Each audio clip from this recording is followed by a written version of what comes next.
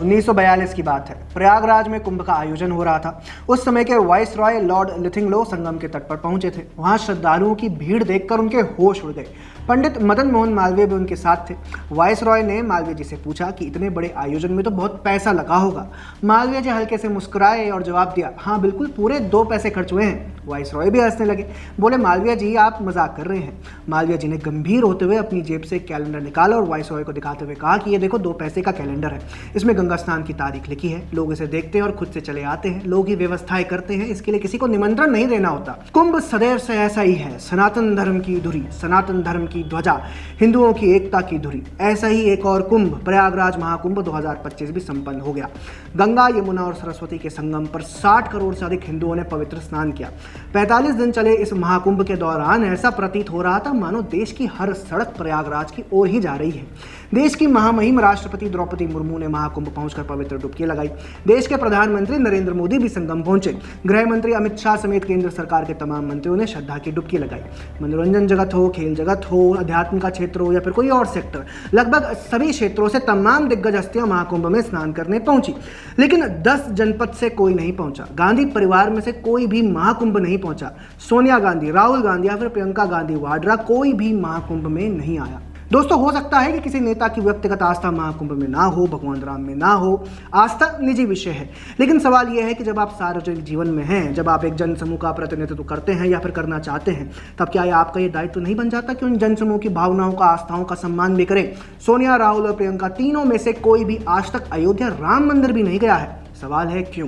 सवाल है कि क्या ये देश के हिंदुओं का अपमान नहीं है? सभी को छोड़ भी दे तो क्या ये सनातन धर्म में आस्था रखने वाले कांग्रेसी वोटर्स का अपमान नहीं है? कांग्रेसी कार्यकर्ताओं का अपमान नहीं है क्या? राजनीतिक विचारधारा अलग अलग हो सकती है, लेकिन क्या कांग्रेस पार्टी के कार्यकर्ता भगवान राम को नहीं मानते? बिल्कुल मानते हैं। क्या वे महाकुंभ में स्नान करने नहीं गए? बिल्कुल गए। कार्यकर्ता छोड़िए, कर्नाटक के तो उप मुख्यमंत्री डीके शिव कुमार अपने पूरे परिवार के साथ स्नान करने पहुंचे थे। वहां से लौटकर उन्होंने महाकुंभ को लेकर क्या कहा, एक बार आप देख लीजिए। ಖರ್ಗೆ ಸಾಹೇಬರು ಮಲ್ಲಿಕಾರ್ಜುನ ಖರ್ಗೆ ಅಂತ ಇದ್ದಾರೆ. ಮಲ್ಲಿಕಾರ್ಜುನ ಯಾರು? ಶಿವ. ಅವರ ಹೆಸರು ಬದಲಾವಣೆ ಮಾಡ್ಕೊಂಡ್ಬಿಟ್ರ. Mahakumbh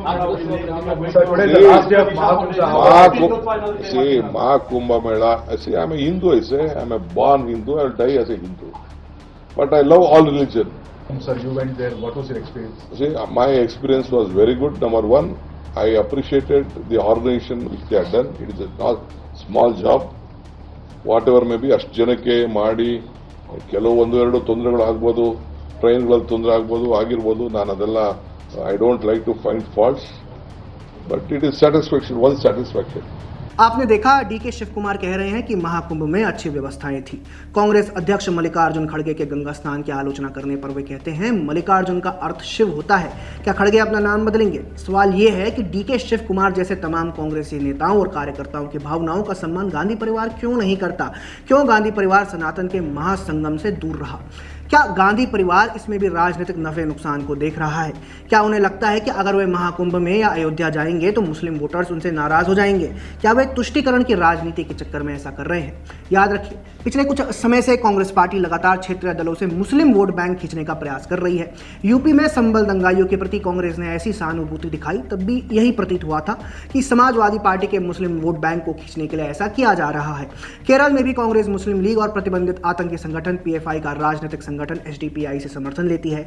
कई राजनीतिक विश्लेषक तो कांग्रेस को नई मुस्लिम लीग भी बताते हैं। ऐसे में सवाल उठता है कि क्या मुस्लिम वोट बैंक को अपनी तरफ खींचने के लिए गांधी परिवार पहले अयोध्या और अब महाकुंभ नहीं गया? दोस्तों, एक बात याद रखिए, हम किसी के भी हिंदू होने या ना होने पर सवाल नहीं खड़े कर रहे हैं, किसी की भी आस्था पर सवाल नहीं उठा रहे हैं। ऐसी हमारी कोई मंशा है भी नहीं। हमारा सवाल बस इतना सा है कि हिंदू जनसमूह की भावनाओं का, उनकी आस्थाओं का सम्मान गांधी परिवार आखिरकार क्यों नहीं करता? राहुल गांधी को कांग्रेस आईटी सेल जननायक बताकर पेश करते हैं, वे स्वयं को जननायक कहलवाना पसंद भी करते हैं, फिर उस जन की भावनाओं का सम्मान वे क्यों नहीं करते जिसके नायक वे बनना चाहते हैं?